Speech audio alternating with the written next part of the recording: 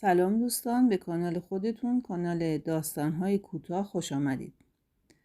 داستانی که میخوام بخونم عنوانش هست نقش‌ها، اثر ماری کرلینگ.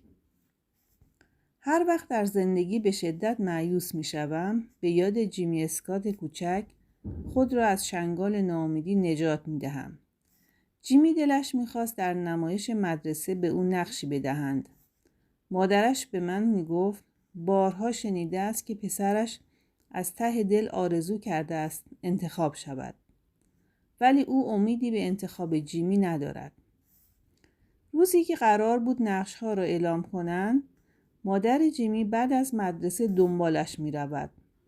جیمی در حالی که چشمهایش از غرور و هیجان برق می زده است، به مادرش می گوید مادر حدس بزن.